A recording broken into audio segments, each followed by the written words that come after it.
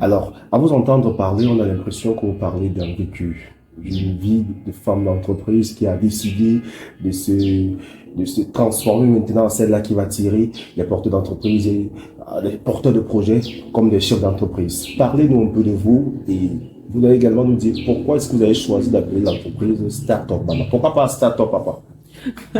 Donc, clairement, la Startup Mama, c'est moi déjà. En fait, l'idée est venue du fait qu'au moment où je décide de lancer Startup Mama, je suis maman, hein. Déjà, je suis maman de 5 enfants, je suis épouse. Et j'ai eu la chance comme ça. Déjà après mon baccalauréat, je vais à l'université au Cameroun. J'étudie 4 ans là-bas.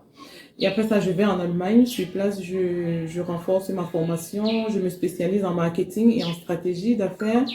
Et après quoi, je vais exercer, je vais même être employée, je travaille. Et quand je commence à voir les enfants, ma passion pour l'entrepreneuriat me rattrape. Ok, donc je décide en parallèle de ma vie de maman et d'employée en Allemagne, je crée des entreprises au Cameroun.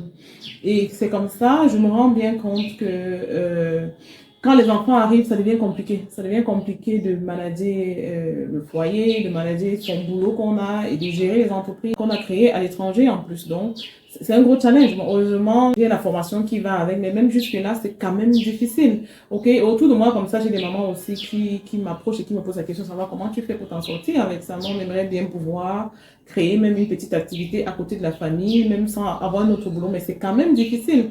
Donc, au départ, quand je décide de proposer mes services, c'est vraiment pour accompagner ces mamans-là qui veulent aussi relever ces défis-là, en fait. Ok, donc de pouvoir être maman, bien gérer et réussir l'éducation de l'enfant, faire grandir les enfants et faire grandir une entreprise en parallèle. Donc, mon focus au départ, c'était vraiment les mamans entrepreneurs parce que j'étais moi-même, je faisais partie de ma cible pleinement.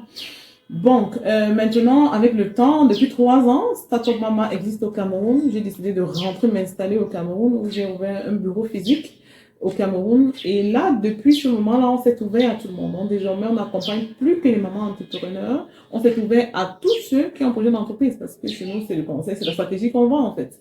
Ok, donc avant, je travaillais uniquement en ligne. Le cabinet était uniquement digital en Allemagne. Mais là, maintenant, sur place, on a assez de ressources, on a assez de personnel, on peut faire plus en fait.